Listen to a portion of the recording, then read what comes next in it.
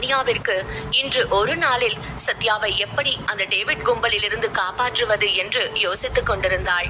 Director ரத்தினத்தை தவிர வேறு எந்த டைரக்டர் அடுத்த படத்திற்கு ஹீரோவை தேடுகிறார்கள் என்று இன்டர்நெட்டில் தேடிக்கொண்டிருந்தாள். அவள் நினைத்தது போல எந்த சூழ்நிலையும் அமையவில்லை. ஐயோ, இப்ப என்ன பண்றதுன்னு புரியலையே.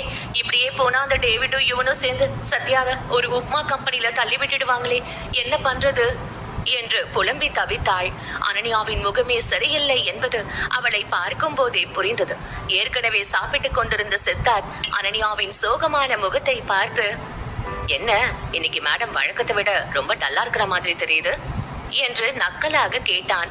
சித்தார்த்தின் பேச்சில் இருந்த குறும்புத்தனத்தை கூட கவனிக்க முடியாத நிலைமையில் இருந்த அனன்யா, கொஞ்சம் உடம்பு சரியில்லை, அதான் வேற ஒன்றும் இல்லை என்று சொல்லிக் கொண்டிருக்கும் பொழுதே அவளுடைய எண்ணிற்கு சத்யாவிடமிருந்து அழைப்பு வந்தது. சத்யாவின் கேள்விக்கு என்ன பதில் சொல்வது என்று தெரியாமல் தயக்கத்துடன் போனை அட்டெண்ட் செய்தாள் அனன்யா. மேடம், நியூஸ் பாத்தீங்களா? நாம நினைச்சதை விட ரெஸ்பான்ஸ் ரொம்ப நல்லா இருக்கு. நீங்க பண்ண இந்த உதவி என்னோட வாழ்க்கையில மறக்கவே மாட்டேன். காலையிலிருந்து வந்த போனை அட்டெண்ட் செஞ்சு ஓஞ்சே போயிட்டேன் என்று சந்தோஷமாக பேசினான்.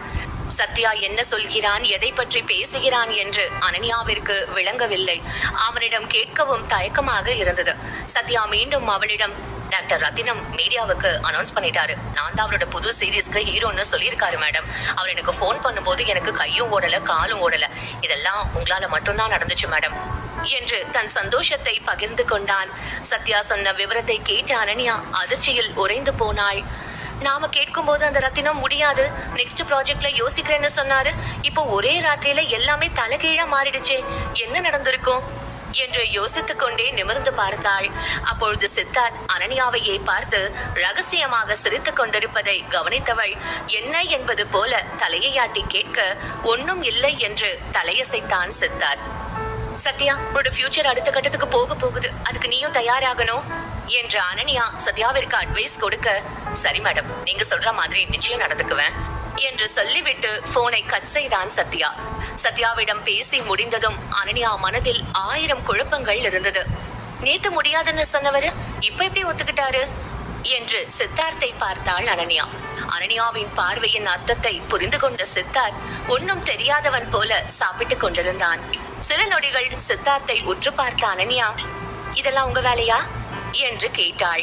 அனன்யாவின் கேள்வியை புரிந்து கொண்ட சித்தார்த் ஒன்றும் தெரியாதவன் போல, வாட், சத்யாவை நான் சிபாரிசு செஞ்சனா? என்ன உளர்ற? எனக்கு